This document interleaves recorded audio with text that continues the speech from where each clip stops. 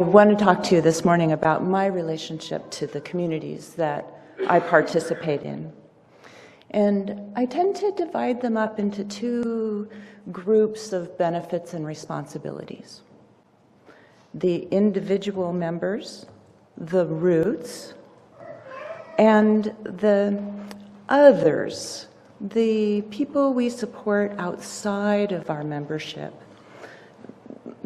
The wings to stretch beyond, if you will. As an individual, I am the roots. I'm providing support to the community, and I'm taking in nourishment, which I'm also getting from the community. Aren't trees cool? Share with each other. But trying to balance the needs of myself, my family, and my communities is not always simple. I've been working on codependency issues for a very long time. It's been hard. Life was easier when I really didn't have to think about myself at all. My communities help me all the time in this and other endeavors. One of the ways that they support me actively is tickling my sense of responsibility. For example, I go to the gym for me, but often I rely on accountability to the group as the boost I need to get out the door. And in so doing, I'm providing similar support to the community, not just at the gym, but in my 12-step work and here. Just by showing up, we provide roots for one another. Beyond being here for service, this community actively supports one another in so many ways. I couldn't begin to enumerate them all, but one thing that's really critical to me is the opportunity to work directly with individuals in small groups, support groups, in individual one-on-one things. The food train, I mean, it's fabulous. We are also involved in educating our children and each other. The kinds of educational offerings at Second Sunday are truly mind-blowing to me. This is a wonderful thing. And we support the group, with our finances and our time, so that we can continue to do all of these lovely things for each other.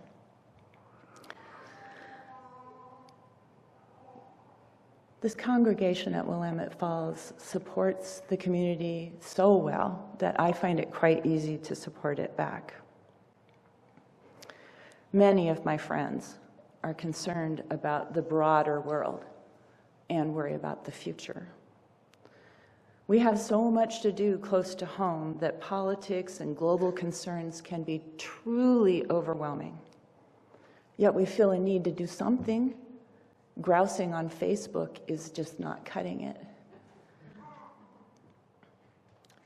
My communities all give me wings and help me support this broader world, but none of them does it as well as the Unitarian Universalist organization. I mean, if you're here and part of this, you have opportunities to support the broader local community. We're involved in feeding people and housing people, sometimes on our porch. We represent progressive ideals in public spaces, in booths and in marches, protests. UUs support communities in crisis throughout the world, and we fight for all manner of justice, locally, regionally, nationally, globally. The uncertainties of a future full of realities like global warming, overpopulation, strained budgets, nuclear threat, another Trump presidency, makes caring for our roots, even as we stretch our wings, tantamount. For me, I find comfort, support, and motivation in you.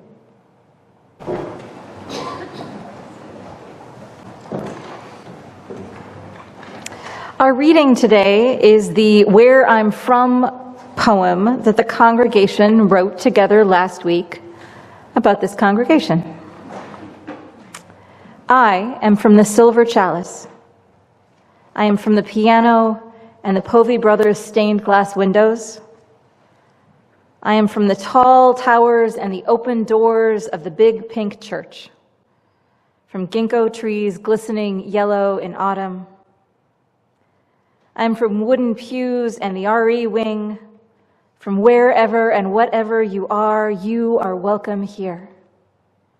I am from George Atkinson and Marion Miner, from Dolores Hurd and Dick Bellingham.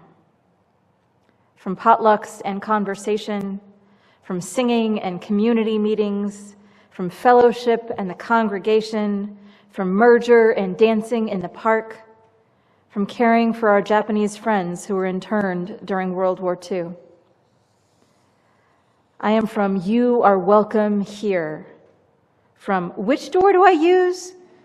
And all inclusive, from We Hold You in Our Love as you go, may your heart be at peace as you go.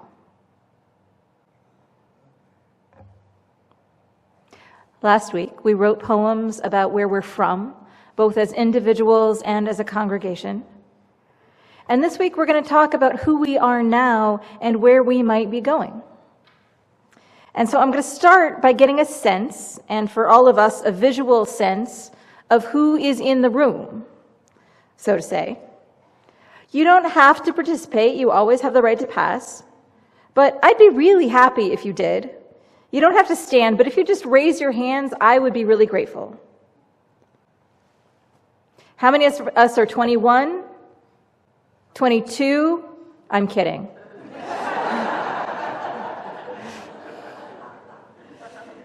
How many of us are Gen Z? That's anyone born between 1995 and 2012. Millennials, 1980 to 1994. Yes. Gen X, 1965 to 1980. Anyone mad I didn't say Xennials? Yes. Okay, raise your hand. Baby boomers, 46 to 64. Silent generation, 1925 to 1946. Okay. How many of us are currently parenting children at home? How many of us are caregivers for spouses or parents?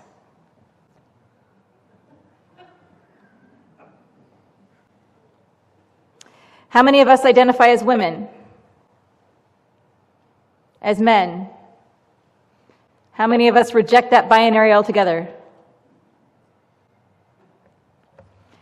How many of us fall under the LGBTQIA++ umbrella? How many of us have a racial identity that is something other than white?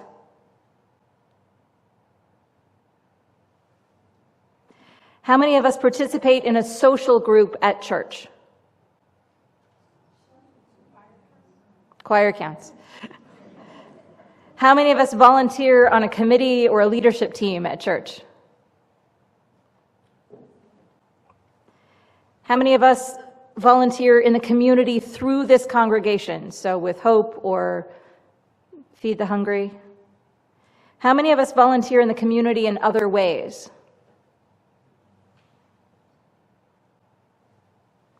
How many of us are retired? How many of us are just tired? How many of us have been part of this congregation for less than a year? Less than 5 years? Longer than 5 years, but since I've been the minister. Okay, how many of you have been here between 20 years and 9 years? Over 20 years? How many of us are lifelong Unitarians or Universalists or Unitarian Universalists? Nice. How many of us are atheists?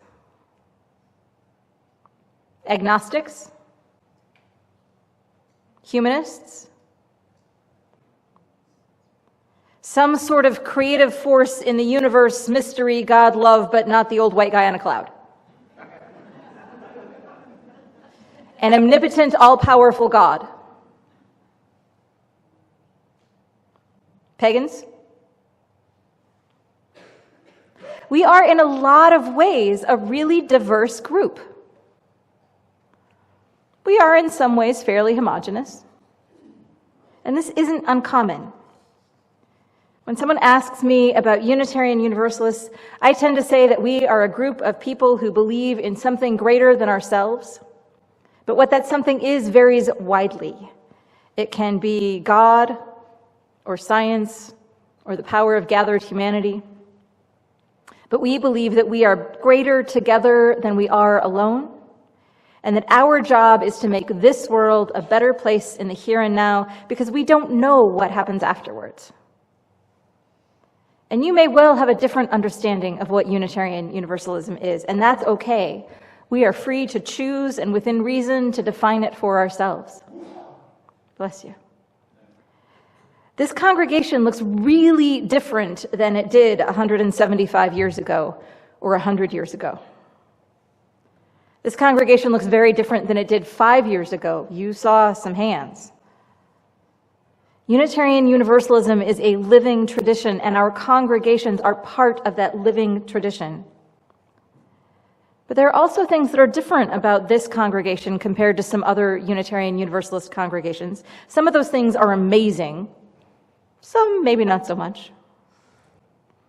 I am ridiculously proud of the number of children and youth we have participating in religious education. We have the best ratio of adult members to participating kids in the state, and one of the best in the country. In an era bemoaning the death of Sunday school, and congregations wringing their hands over the 6 kids in RE in a congregation of 200 people, this makes us special. We also have a strong congregational culture of people being kind to each other. Our interns have both commented on how we don't have some of that toxic my way or the highway attitude prevalent in some other congregations. I'm really proud of that too. I have heard ministers who say that some people become Unitarian Universalists because they never, ever want anyone telling them what to do. We can also tolerate religious pluralism better than a lot of places, particularly in that we don't have an allergy to the language of worship. I can say God sometimes, as long as I'm defining my terms. And every week I ask you to pray with me, and you may think of what you're doing as something totally different, but you don't walk out, and I don't take that for granted. Thank you. And there are some other ways in which we are different from other Unitarian Universalist congregations. Most UU congregations have a social justice team, and we don't. We've tried a few times, but we haven't been able to get a critical mass interested in the same issue enough to have a committee with that as its focus. We are really good at feeding hungry people. We are awesome at that. But we don't have a team devoted to asking some of the why questions or advocating to change laws or opinions to make the world more just. The Changes group may morph into that, but I don't know that that's its intention. We also, kind of interestingly to me, don't have a lot of interest in what the Unitarian Universalist Association is doing. I was really shocked when General Assembly, our yearly gathering where we do the business of the association, was 20 miles up the road and only the DRE and I attended. That seemed really strange to me.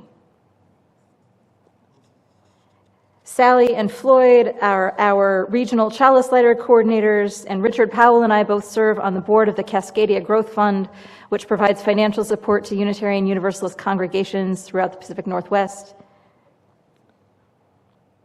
I am actively involved in the UUA and the UU Ministers Association. But it was interesting to me when I was filling out our certification forms for the UUA this year and just checking no on almost all of the boxes of, do you run this program or this program or this program? We don't. One thing that I think we might want to get really involved in this year is something called UU the Vote. It's very invested in getting out the vote in key states for both ballot measures and ballot races. They want voting to be safe and easy for all people to participate in. They want to stop states and courts from gerrymandering districts to protect one political party and from chipping away at voting rights laws, and they want to stop voter suppression. There are a variety of ways to do this: text banking and phone banking and writing postcards and advocating for better laws. We have it so good in Oregon with vote by mail, but in many parts of the country, you literally have to stand in line for hours to vote on one day. And the poorer and blacker your neighborhood, the greater the chances that your line will be really long. And UU the Vote does the legwork on this so congregations or people signed up with them can just get numbers to text or call or postcards and addresses to send them to, just to encourage them to vote. This is an easy way to advance our values in the world. There is a tricky election coming up. One candidate is pretty old and not very exciting. One candidate is pretty old and fully committed to abolishing democracy and turning the United States into an authoritarian autocracy. Women's rights to choose reproductive health care, families' rights to choose medically recommended health care for their trans kids, fertility treatments, legal immigration, all of these things are under threat in the next election. If you're interested in working with UU the Vote, I invite you to send me an email, or when we reschedule the involvement fair, we will have a sign up for it downstairs. Our board did a brief visioning exercise a couple of months ago, and board members and a couple of other leaders were invited to imagine what we could be in 5 years. Where do you want this congregation to be in 5 years? Here were some of the ideas that were mentioned. More transparency of church activities and engagement in justice and equity issues. Transparent communication throughout all areas. Strong relationships within the congregation. Meaningful teams and groups and committees. Meaningful services with a variety of messages, of people and topics. On-site services for needy folks, food or sanitation, medical care, safety, a safe park program, safe parking for families experiencing homelessness. Under financial security, have a reserve study done for the church so we can have a plan for maintenance and funds to pay for it. A budget that affords all the necessities, our staff and our building, and a buffer for generosity in the local area. A vibrant, diverse community with lots of activities. A community well known in Oregon City and other local towns for being welcoming, active, inclusive, strong, and vibrant. Regular events, music concerts, holiday dinner for homeless folks, arts events, volunteer events. More ethnic and philosophical diversity with multi-congregational demographics. A congregation, community-focused and engagement. Unitarian Universalist Congregation of Willamette Falls, known for their justice work in Clackamas County. A social justice team. An outreach kiosk at library or town centers, someplace vibrant, where we could serve or sell coffee and snacks, meet people. Increasing our rentals, so we are able to bring in all kinds of folks. brighter pink, more rainbows, paint, and murals. An open garden area, a labyrinth or benches to bring people to the site. A full-time director of lifespan faith formation and active adult RE while maintaining our success with children and youth. 300 members, more young adults, a full-time RE director, and a full-time facilities person.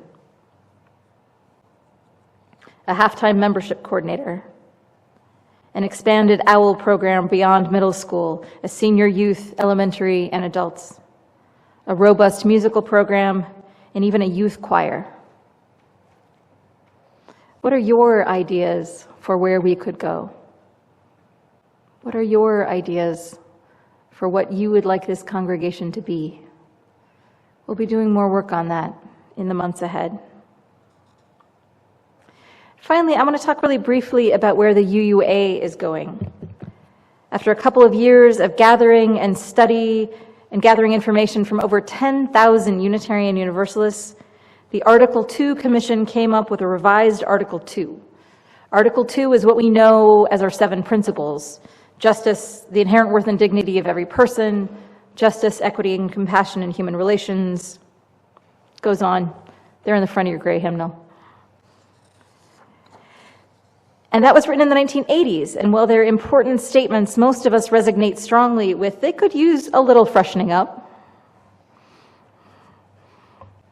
I'm just thinking about the 1980s, how I listened to my Walkman with my cassette tapes. Yeah. And wrote all my papers by hand or on a typewriter. Yeah.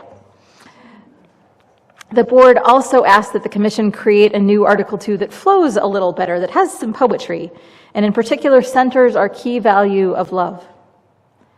At our General Assembly last year held in Pittsburgh, the delegates voted to advance the new Article 2 with 86% of the vote. A few amendments have been proposed, and those will be taken up at June's General Assembly, which will be fully remote. If you'd like to participate, and maybe if you'd like to consider being a voting delegate from this congregation, come talk to me. One can participate in only the business meetings for free. In order to pass Article 2, a 2/3 majority of delegates must vote to advance the proposal this time. I'm not going to read all of it because we're running a little late, but the basic central core of it says, as Unitarian Universalists, we covenant congregation to congregation and through our association to support and assist one another in our ministries. We draw from our heritages of freedom, reason, hope, and courage, building on the foundation of love. Love is the power that holds us together and is at the center of our shared values. We are accountable to one another for doing the work of living our shared values through the spiritual discipline of love. Inseparable from one another, these shared values are interdependence. We honor the interdependent web of all existence. With reverence for the great web of life and with humility, we acknowledge our place in it. Pluralism. We celebrate that we are all sacred beings, diverse in culture, experience, and theology. Justice. We work to be diverse, multicultural, beloved communities where all thrive. Transformation. We adapt to the changing world. Generosity. We cultivate a spirit of gratitude and hope. Equity. We declare that each person has the right to flourish with inherent dignity and worthiness. And then the other part that I'm going to read is inspirations. Direct experiences of transcending mystery and wonder are primary sources of Unitarian Universalist inspiration. These experiences open our hearts, renew our spirits, and transform our lives. We draw upon and are inspired by sacred, secular, and scientific understandings that help us make meaning and live into our values. These sources ground us and sustain us in ordinary, difficult, and joyous times. We respect the histories, contexts, and cultures in which these sources were created and are currently practiced. Grateful for the experiences that move us, aware of the religious ancestries we inherit, and enlivened by the diversity which enriches our faith, we are called to ever deepen and expand our wisdom. As we continue to move forward, as we continue to look back and celebrate the 100 years of this building and the 180 years of this congregation, I invite us also to look forward, to look ahead to where we might wish to be, to where we are going, to what we can leave behind. Let's be inspired by dreams of who we can become. May it be so. Blessed be, and amen.